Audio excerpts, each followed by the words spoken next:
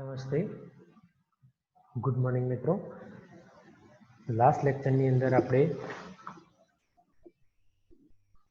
શેના વિશે વાત કરેલી તો રૂપાંતરણ શું છે એની વ્યાખ્યા અને નવજાત ટેડપોલ બાહ્ય જાલરવાળી વ્યવસ્થા અંતસ્થ જાલરવાળી વ્યવસ્થા વિશે વાત કરેલી। હવે આ લેક્ચરની અંદર માં આપણે બ્રીફ જોઈ લઈએ થોડું તો જે रूपांतरण है तो रूपांतरण की एकदम सरल व्याख्या शू होय तो एक अंदर कोई पण सजीव शरीर है ए सजीव शरीर पोताना पुख्त अवस्था सुधी पहोंचवा माटे अलग अलग फेरफारों करी एक पुख्त स्वरूप धारण करतुं होय छे। तो आ अवस्था ने आपणे रूपांतरण तरीके ओळखीशुं। आना सिवाय आपणे जे ચોક્કસ ડેફિનેશન છે એના વિશે વાત કરીએ તો જે ઘટનામાં ઈંડામાંથી બહાર આવતું ડીમ પોતાના સ્વરૂપ અને રચનામાં શ્રેણીબદ્ધ ફેરફારો કરી અને માતા પિતાના જેવું સ્વરૂપ ધારણ કરે તો એ ઘટનાને આપણે શું કહીશું? રૂપાંતરણ કહીશું અથવા તો કાયા પલટ કહીશું। એની અંદર આપણે નવજાત ટેડપોલ વિશે વાત કરી હતી। તો નવજાત ટેડપોલની અંદર એ દેડકાની रूपांतरण की सौथी प्रथम अवस्था है। एम 5 થી 6 mm जेटली अंदर लंबाई जोवा मळती होय छे। टेडपोल अवस्था में शीर्ष धड़ अने टूंकी पूंछड़ी आवेली होय छे। एनी अंदर कोई पण खोराकना ग्रहण माटे एनी अंदर उपांगो के कोई पण जातनुं अंगो आवेला होता नथी। तो ए शेनी अंदरथी पोतानो खोराक ग्रहण करे छे तो ए एना अंदर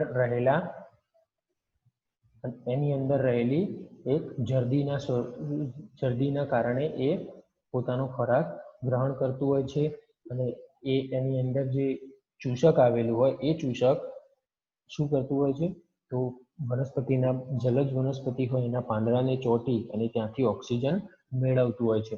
હવે आनी चामड़ी केश तंतुयुक्त होवाथी एनी अंदर पाणीनो प्रवाह सतत चालू होय छे। तो आटली आपणे आनी अंदर बात करेली। हवे बाह्य जालरवाળી अवस्थानी अंदर तो एनी अंदर शुं जोवा मळतुं हतुं तो बाह्य जालरवाળી अवस्थानी अंदर करचलीओ 3 जोवा मळती हती। एमांथी नवी जालरो उत्पन्न थती होय छे। मुखद्वार परनुं जे त्वचीय आवरण होय ए त्वचीय आवरण तूटी जतुं होय अने एमांथी मुखद्वार खुल्लो पड़तो होय छे। अने आमां जे श्वसन शेना द्वारा थतुं जोवा मळे छे तो बाह्य जालरो द्वारा। अने धड़ प्रदेशनी पाछळ मीनपक्षधारी पूंछड़ी द्वारा ते शुं करतुं होय तरी शकतुं होय छे। एनी अंदर पछी आपणे वात करीए अंतस्थ जालरवाળી अवस्था। तो अंतस्थ जालरवाળી अवस्थानी अंदर ए 9 दिवसना समयगाळा बाद एमांथी जे चूषक आवेलुं होय ए चूषक अदृश्य थाय छे अने मुखद्वारनी रचना मुखद्वारमां फेरवाय छे। पछी आनी अंदर कुल 4 जोड़ जालरो उत्पन्न थाय छे जे पश्व पार्श्व बाजुए जालर फाटो तरीके खुले छे। अने आनी अंदर आनी जे टेडपोलनी जे लंबाई छे ए 12 થી 13 मिलीमीटर जेटली होय छे। आनु जे शरीर छे 3 भागोनी अंदर वहेंचायेलुं होय छे। शीर्ष धड़ अने लांबी पूंछड़ीनी जे लंबाई छे ए शीर्ष अने धड़नी लंबाई करता पण વધુ હોય છે। આની અંદર હવે જે જમણી બાજુ જે ઝાલર ફાટો આવેલી હોય એ ઝાલરો આવેલી હોય એ ઝાલરો ઝાલર ઢાંકણ દ્વારા ઢંકાયેલી હોય છે, જ્યારે ડાબી બાજુની ઝાલર ઢાંકણ પોલી હોય છે અને પશ્વ છેડે એક છિદ્ર દ્વારા બહાર ખુલતી હોય છે। આ છિદ્રને આપણે શું નામ કહીશું? શ્વસન છિદ્ર તરીકે ઓળખીશું। હવે આની અંદર रुधिर केशिका जालरोनी अंदर खूब ज प्रमाणनी अंदर रुधिर केशिकाओ आवेली होय जेना लीधे एनी अंदर वधु प्रमाणनी अंदर वायुओनी आपले थती जोवा मळती होय छे। अने जे CO2 युक्त पाणी एना शरीरनी अंदर रहेलुं होय छे श्वसन छिद्र द्वारा बहारनी बाजुए निकाल पामतुं होय छे। तो आ आपणे वात करी हती अंतस्थ जालरवाળી अवस्था, एटले के आगळनी આપણે 3 અવસ્થાઓની વાત કરી ચૂક્યા. હવે આપણે ચોથી અવસ્થા જોઈશું, બાહ્ય ઉપાંગવાળી અવસ્થા. તો આ અવસ્થાની અંદર ઉપાંગો નિર્માણ પામવાની શરૂઆત થતી હોય છે. તો આ અવસ્થામાં તે માંસાહારી બને છે, કારણ કે મુખફાટ ફરતે આવેલું શૃંગીય આવરણ દૂર થતું હોય છે. જે હવે બાહ્ય ઝાલરવાળી અંતસ્થ ઝાલરવાળી અવસ્થા જે તૈયાર થઈ હતી, એની અંદર મુખફાટની ફરતે જે શૃંગીય આવરણ આવેલું હોય તૈયાર થયું હતું, એ શૃંગીય આવરણ શું થશે, અહીંયા નાબૂદ થશે અને એની અંદર જે મુખફાટ તૈયાર થશે એ મુખફાટ પહોળી બનશે. માંસાહારી બનતા તે આંતરડાની લંબાઈ ઘટે છે. એટલે એનું જે આંતરડું છે એ આંતરડું લંબાઈમાં ટૂંકું બને છે. ફેફસાની ઉત્પત્તિ થાય છે. એની અંદર ફેફસાની અંદર ઉત્પન્ન થવાની શરૂઆત થાય છે. જે શેની અંદર મદદરૂપ થતા હોય છે, તો શ્વસનની અંદર મદદરૂપ થતા હોય છે. આ અવસ્થામાં અંતસ્થ ઝાલરો અને ફેફસા એમ બંને દ્વારા શ્વસન થતું જોવા મળે છે. ધડ અને પૂંછડીના જોડાણવાળા ભાગની પશ્વ બાજુએથી એક પશ્વ ઉપાંગ કલિકા નીકળતી હોય છે. શું નીકળતું હોય, તો ધડ અને પૂંછડીના જોડાણવાળા ભાગની પશ્વ બાજુએથી એક પશ્વ ઉપાંગ કલિકા નીકળતી હોય છે. હવે આપણે નેક્સ્ટ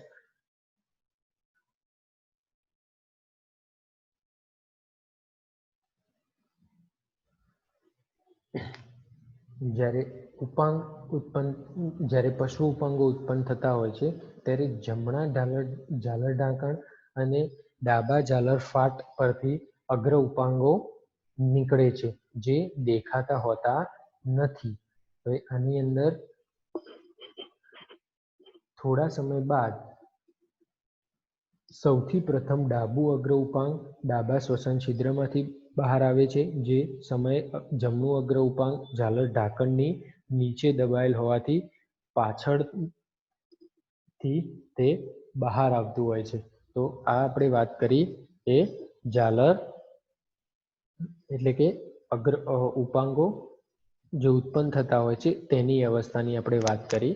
તો આના પછી આપણે વાત કરીએ પૂર્ણ વિકસિત અવસ્થા, એટલે કે પુચ્છ વિલોપન વાળી અવસ્થા. હવે જે આ અગ્ર ઉપાંગ વાળી જે અવસ્થા હતી,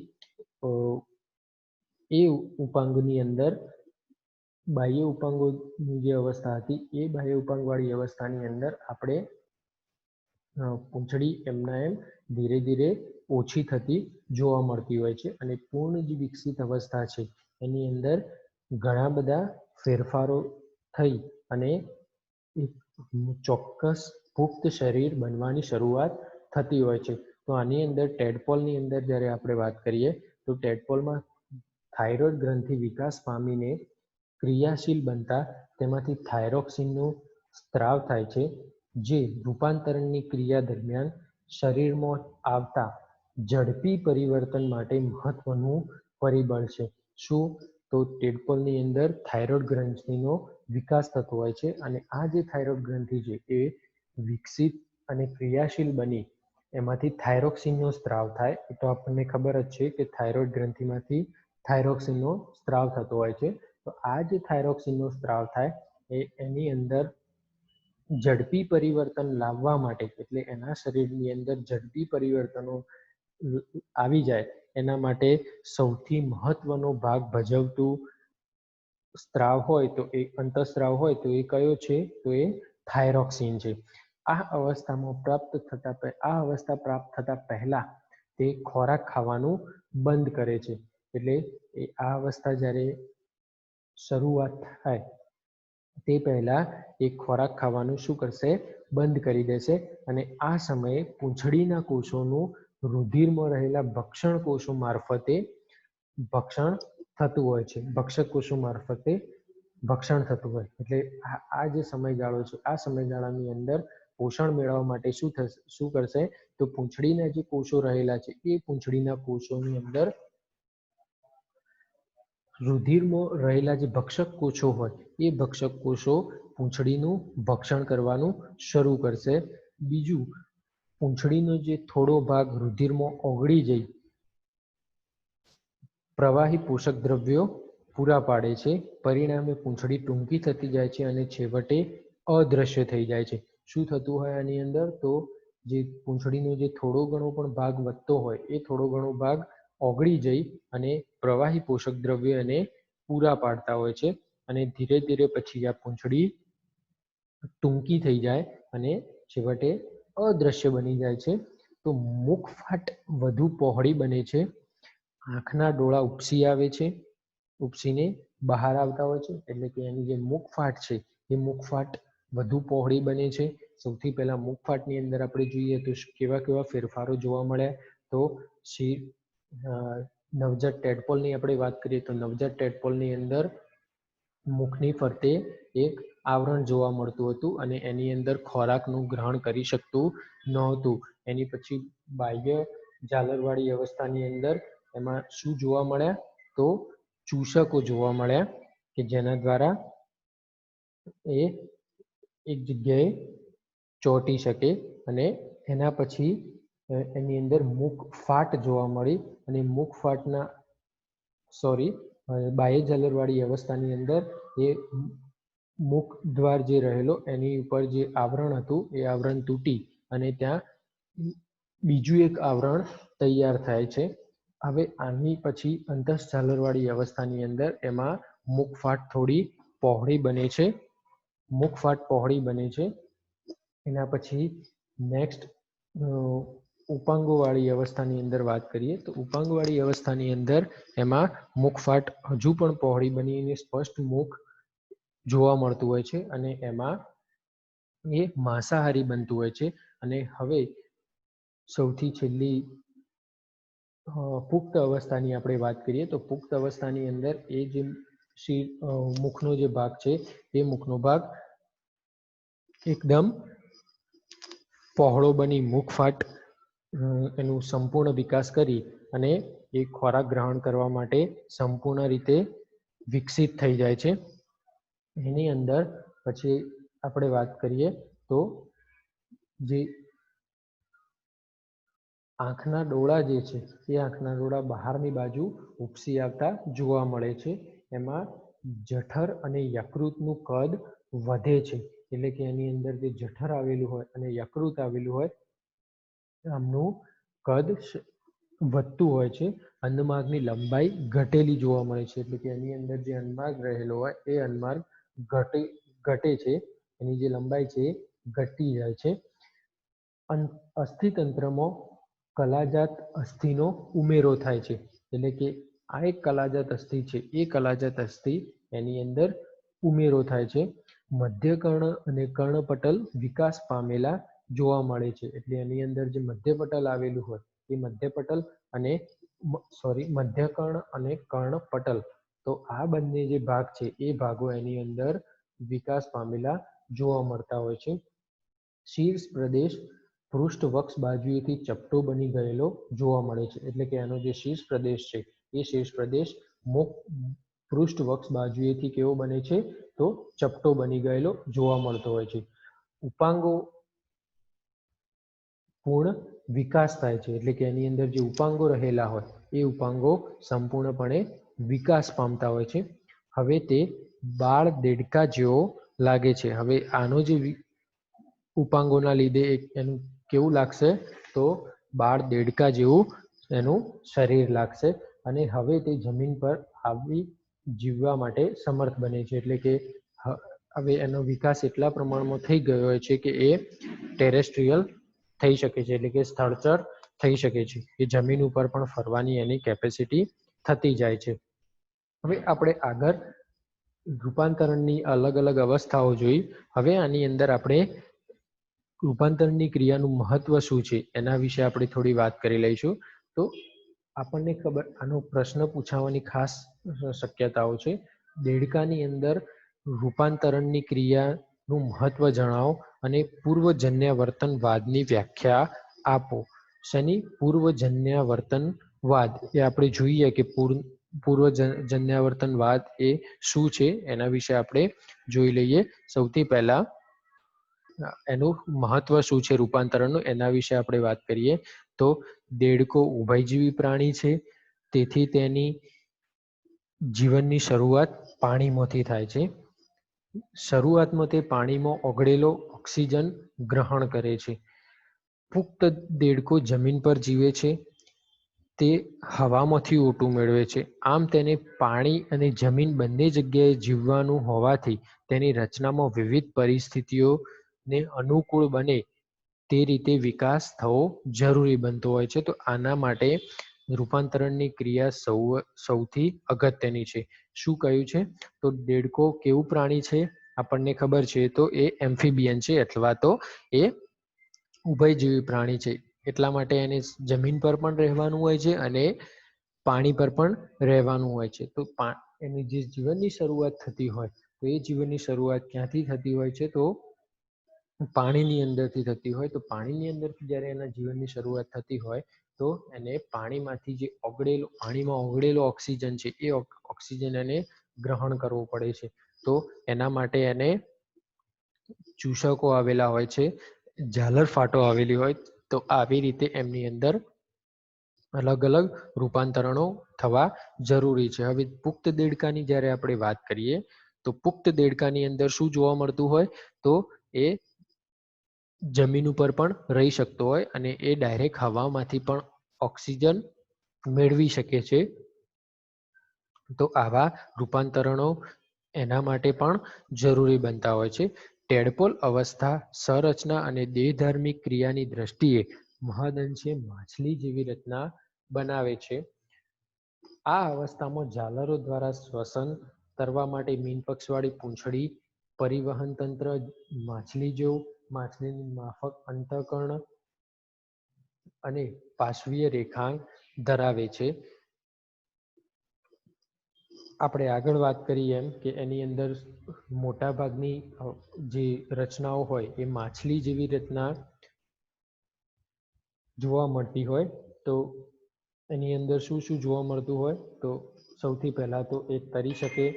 એના પછી એની જે બાહ્ય કેપેસિટીની આપણે જ્યારે વાત કરીએ તો એનું જે પરિવહન તંત્ર છે એ પણ માછલી જેવું. એની અંદર જે અંતઃકરણો છે એ પણ માછલીના જેવા હોય. પાર્શ્વીય રેખાંગો આવેલા હોય એ પણ માછલીના જેવા હોય. તેથી આપણે એને એવું માનવામાં આવે છે કે દેડકાના પૂર્વજો માછલી જેવા હશે. એટલે કે દેડકાના જે પૂર્વજો છે એ પૂર્વજો એનું જે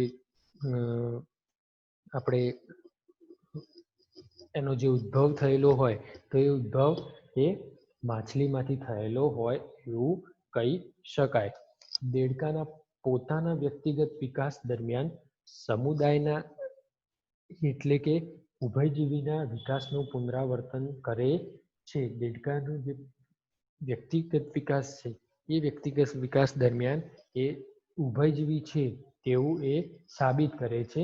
તો આ ઘટનાને આપણે શું કહીશું? પૂર્વજન્યાવર્તનવાદ તરીકે ઓળખીએ છીએ. શું કહીશું? આમાં કોઈ એટલું ટફ નથી. આપણે એકદમ સરળ ભાષાની અંદર આપણે સમજીએ તો એમાં એવું કહી શકાય કે એની જે અલગ અલગ અવસ્થાઓ છે એ અવસ્થાઓ આપણને ખબર છે કે એ ઉભયજીવી કહેવાય છે.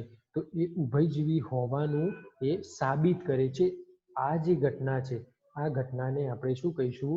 પૂર્વજન્યાવર્તનવાદ કહીશું. એટલે કે જે દેડકો છે એ પોતાનો વ્યક્તિગત વિકાસ દરમિયાન તેના સમુદાયના એટલે કે ઉભયજીવીના વિકાસનું પુનરાવર્તન કરે છે. એટલે કે એની અંદર ઉભયજીવીનો વિકાસ થતો જોવા મળતો હોય છે. એટલા માટે આપણે એને શું કહીએ છીએ? પૂર્વજન્યાવર્તનવાદ તરીકે ઓળખીએ છીએ. દેડકામાં બાળ સંભાળનો અભાવ હોય છે. તેથી મોટી સંખ્યામાં ઈંડા મૂકે છે. એની અંદર પિતૃ સંભાળ જોવા મળતી નથી. એટલા માટે એને આપણે શું કહીશું? એને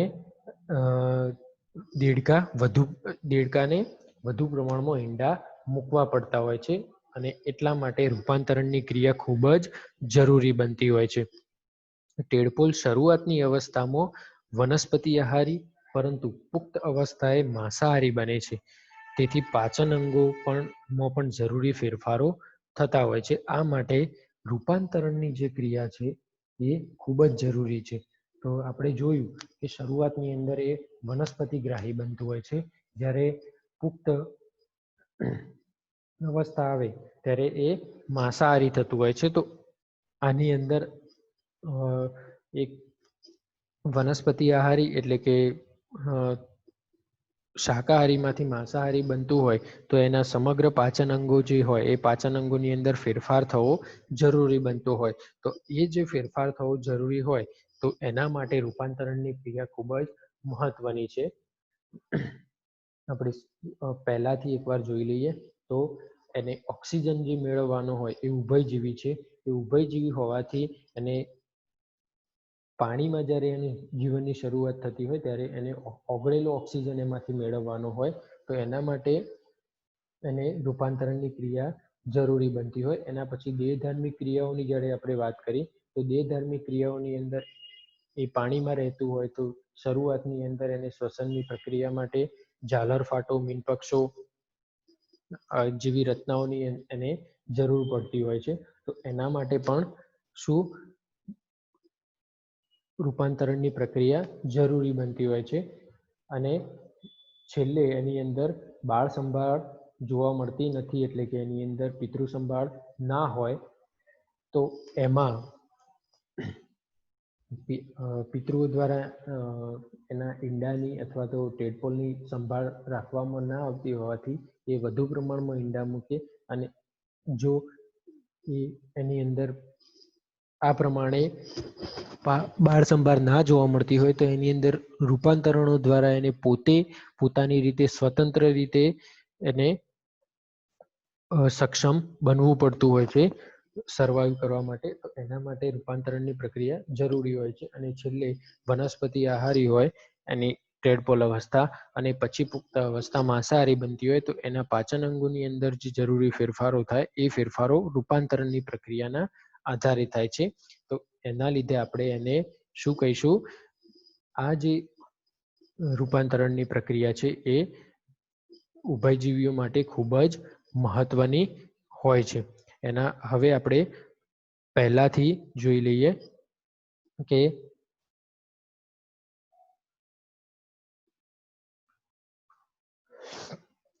ટેડપોલ અવસ્થા. તો રૂપાંતરણની અંદર ટોટલ 5 પ્રકારની અવસ્થાઓ જોવા મળતી હોય છે દેડકાની અંદર. સૌથી પહેલા નવજાત ટેડપોલ, બાહ્ય ઝાલરવાળી અવસ્થા, અંતસ્થ ઝાલરવાળી અવસ્થા, બાહ્ય ઉપાંગવાળી અવસ્થા અને પૂર્ણ વિકસિત અવસ્થા. તો નવજાત ટેડપોલની અંદર આપણે વાત કરીએ તો સૌથી પહેલા રૂપાંતરણ થવાનું કારણ શું, તો એની અંદર અપૂરતા પોષક દ્રવ્યો હોવાના લીધે રૂપાંતરણ થવું જરૂરી હોય છે. એના પછી રૂપાંતરણની વ્યાખ્યાની આપણે વાત કરીએ તો ઈંડામાંથી બહાર આવતું ડીંબ પોતાના સ્વરૂપ અને રચનામાં શ્રેણીબદ્ધ ફેરફારો કરતું હોય અને પોતાના માતા પિતાના જેવું જ સ્વરૂપ ધારણ કરે તો આ ઘટનાને આપણે રૂપાંતરણ અથવા તો કાયાપલટ તરીકે ઓળખીએ છીએ. હવે નવજાત ટેડપોલની જ્યારે આપણે વાત કરીએ તો નવજાત ટેડપોલની અંદર 3 ભાગોની અંદર વહેંચાયેલું હોય, શીર્ષ, ધડ અને પૂંછડી. આ નવજાત ટેડપોલની અવસ્થા છે એ રૂપાંતરણની સૌથી પ્રથમ અવસ્થા છે. એ સમયગાળામાં નવજાત ટેડપોલની સાઇઝ કેટલી હોય, લંબાઈ કેટલી હોય, તો 5 થી 6 mm જેટલી એની અંદર લંબાઈ જોવા મળતી હોય છે. 12 કલાકના વિકાસ બાદ એનું ચક્ષુબિંદુ અને નસકોરા અને મુખપથ દેખાવાની શરૂઆત થશે. પછી એની અંદર કોઈ પણ જાતના ખોરાક ગ્રહણ કરવાની એની અંદર ક્ષમતા રહેતી નથી. એટલે એના માટે એ શું કરશે, તો એની અંદર જે જરદી રહેલી હોય છે એ જરદી દ્વારા એ પોષણ મેળવશે. હવે ચૂષકો આવેલા હોય છે. આ ચૂષકો દ્વારા એ શું કરશે, તો એ કોઈ પણ વનસ્પતિ, જલજ વનસ્પતિ હોય એ જલજ વનસ્પતિના પાંદડાઓ પર ચોંટી અને ઓક્સિજન મેળવે છે. કારણ કે એ પ્રકાશ સંશ્લેષણની ક્રિયા દ્વારા ઓક્સિજન યુક્ત પાંદડા રહેલા હોય એટલા માટે ત્યાંથી એમને ઓક્સિજન મેળવવો જરૂરી બને છે. હલનચલન કોના દ્વારા થતું હોય, તો કેશતંતુઓ દ્વારા. કેશતંતુઓના લીધે એની જે બાહ્ય સપાટી છે એ બાહ્ય સપાટી શ્લેષ્મયુક્ત રહેતી હોય છે. બાહ્ય ઝાલરવાળી અવસ્થા. તો તો બાહ્ય ઝાલરવાળી અવસ્થાની અંદર પશ્વ બાજુએ ત્વચીય કરચલીઓ 3 જોડમાં બાહ્ય ઝાલરોમાં પરિણમે છે. મુખ પરનું ત્વચીય આવરણ તૂટતા મુખદ્વાર ખુલ્લું થાય છે. જે ત્વચીય આવરણ તૈયાર થઈ નવજાત ટેડપોલની અંદર જે ત્વચીય આવરણ રહેલું હતું એ ત્વચીય આવરણ તૂટી અને શું બનશે? અહીંયા મુખદ્વાર ખુલ્લું બનશે અને એના ઉપર શૃંગીય પ્રવર્ધો ધરાવતું આવરણ તૈયાર થશે અને જેના દ્વારા એ વનસ્પતિ આહારી બનતું હોય છે, એટલે કે એ શાકાહારી બનતું હોય છે. હવે અહીંયા પાચન માર્ગ પૂર્ણ વિકસિત બને છે અને આંતરડું પણ અહીંયા બનવાની શરૂઆત થાય છે. શ્વસન શેના દ્વારા કરતું હોય છે? આ તો બાહ્ય ઝાલરો દ્વારા અને ધડ પ્રદેશની અંદર મીનપક્ષધારી પૂંછડી દ્વારા તે તરી શકે છે. હવે અંતઃઝાલરવાળી જે અવસ્થા છે, અંતઃઝાલરવાળી અવસ્થાની અંદર શું જોવા મળતું હોય તો એ ચૂષકો 9 દિવસના સમયગાળા બાદ એની અંદર જે ચૂષક આવેલા હોય એ અદ્રશ્ય થઈ જાય છે અને 4 જોડ ઝાલરો ઉત્પન્ન થાય છે. આ જે 4 જોડ ઝાલરો છે એ 4 જોડ ઝાલરો એ ઝાલર ફાટો તરીકે પશ્વ બાજુએ બહાર ખુલે છે. હવે જે એની આગળની અવસ્થા એટલે કે બાહ્ય ઝાલરવાળી અવસ્થાની અંદર જે બાહ્ય ઝાલરો ઉત્પન્ન થયેલી હતી એ અહીંયા ખરી પડે છે અને અંતઃઝાલરવાળી અવસ્થા દરમિયાન એનું જે લંબાઈ છે કેટલી હોય છે? તો 12 થી 13 મિલીમીટર જેટલી હોય છે. એનું શરીર 3 ભાગોની અંદર વહેંચાયેલું હોય છે, શીર્ષ, ધડ અને પૂંછડી. તો શીર્ષ અને ધડની જે લંબાઈ છે એ લંબાઈ કરતા બંનેની લંબાઈ ભેગી કરીએ છતાં પણ એ પૂંછડીની લંબાઈ કરતા નાના હોય છે. એટલે કે પૂંછડીની લંબાઈ આ બંને કરતા મોટી હોય છે અને આની અંદર CO2 એટલે કે શ્વસન છિદ્રો જમણી બાજુએ ઝાલરો ઝાલર ઢાંકણ દ્વારા સંપૂર્ણ ઢંકાયેલા હોય છે, જ્યારે ડાબી બાજુએ જે ઝાલરો આવેલી હોય એ એક છિદ્રો દ્વારા બહાર ખુલે છે. આ જે છિદ્ર છે એ છિદ્રને આપણે શું નામ આપીશું? શ્વસન છિદ્ર. તો આ જે ભાગ છે એના દ્વારા એની અંદર શ્વસન ની અંદર જે CO2 યુક્ત જે પાણી છે એ પાણી અહીંયાથી બહાર નીકળતું હોય છે. હવે જે ઝાલરો હોય એ ઝાલરોની અંદર રુધિર કેશિકા યુક્ત બધી ઝાલરો વધુ પ્રમાણમાં રુધિર કેશિકા યુક્ત હોવાથી એની અંદર વાયુઓનું આપલે વધુ પ્રમાણમાં થતું હોય છે.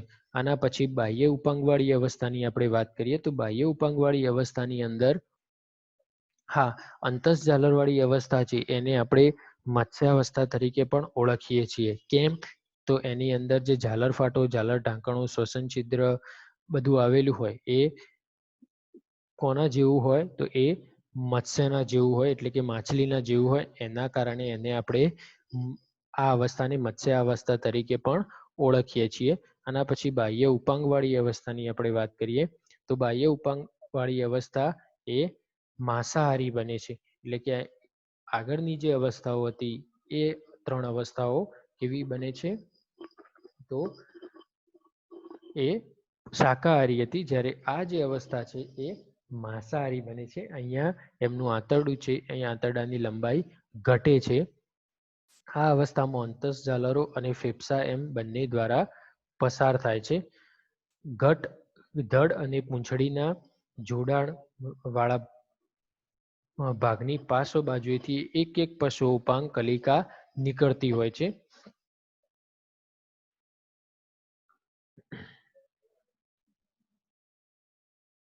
જ્યારે પશ્વ ઉપાંગો ઉત્પન્ન થતા હોય છે ત્યારે જમણા ઝાલર ઢાંકણ અને ડાબા ઝાલર ફાટ પરથી અગ્ર ઉપાંગો નીકળે છે, જે દેખાતા હોતા નથી અને થોડા સમય પછી ડાબું અગ્ર ઉપાંગ ડાબા શ્વસન છિદ્રમાંથી બહાર આવે છે. જે સમયે જમણું અગ્ર ઉપાંગ ઝાલર ઢાંકણની નીચે દબાયેલ હોવાથી પાછળથી તે બહાર આવે છે. હવે પૂર્ણ વિકસિત અવસ્થા, તો પૂર્ણ વિકસિત અવસ્થાની આપણે વાત કરીએ એમ કે એની અંદર થાઇરોઇડ ગ્રંથિ આવેલી હોય જે થાઇરોક્સિનનો સ્ત્રાવ કરે અને જેના દ્વારા રૂપાંતરણની જે પ્રક્રિયા છે એ રૂપાંતરણની પ્રક્રિયા ખૂબ જ ઝડપી બનતી હોય છે અને આ અવસ્થામાં પ્રાપ્ત થતા પહેલા તે શું કરતું હોય, ખોરાક ગ્રહણ કરવાનું બંધ કરી દે છે. કેમ? તો એની અંદર જે પૂંછડી રહેલી હોય છે એ પૂંછડીનો એની અંદર પૂંછડીમાં જે પોષક દ્રવ્યો રહેલા હોય છે એ પોષક દ્રવ્યોનું એના શરીર રુધિરની અંદર રહેલા ભક્ષક કોષો દ્વારા ભક્ષણ કરવામાં આવે છે અને એમાંથી જે પૂંછડીનો થોડો ઘણો પણ ભાગ વધે છે એ રુધિરમાં ઓગળી જઈ અને પોષક દ્રવ્યો પૂરા પાડે છે અને છેવટે પછી તે અદ્રશ્ય થઈ જાય છે. આની અંદર જઠર અને યકૃતનું કદ વધે છે. અન્નમાર્ગ જે હોય એની લંબાઈ ઘટેલી જોવા મળે છે અને ઉપાંગોનો સંપૂર્ણપણે વિકાસ થાય છે. હવે તે 12 દેડકા જેવો લાગે છે અને હવે તે જમીન પર જીવવા માટે સમર્થ બને છે. તો આટલી વસ્તુ આપણે રૂપાંતરણની અંદર જોઈ. ખાસ એક્ઝામની અંદર મોસ્ટ આઈએમપી પ્રશ્ન છે કે દેડકાની અંદર રૂપાંતરણની પ્રક્રિયા વિશે ટૂંકમાં સમજાવો આકૃતિસર. તો તમારે બધી જ આકૃતિઓ દોરી અને તમારે આને ટૂંકમાં સમજાવવાનું હોય. અને જો અલગ અલગ અવસ્થાઓ વિશે જો ટૂંક નોંધ લખી હોય તો અલગ અલગ અવસ્થાઓ વિશે પણ તમારે જે તે અવસ્થા પૂછી હોય એની આકૃતિ દોરી અને એ અવસ્થા વિશે તમારે સવિસ્તર સમજાવવાનું રહેશે. તો આવી રીતે પ્રશ્ન પૂછાય અને તમે ખૂબ જ સરળતાથી પરીક્ષાની અંદર લખી શકો છો. નેક્સ્ટ લેક્ચરની અંદર આપણે અલગ ટોપિક વિશે વાત કરીશું. ત્યાં સુધી નમસ્તે.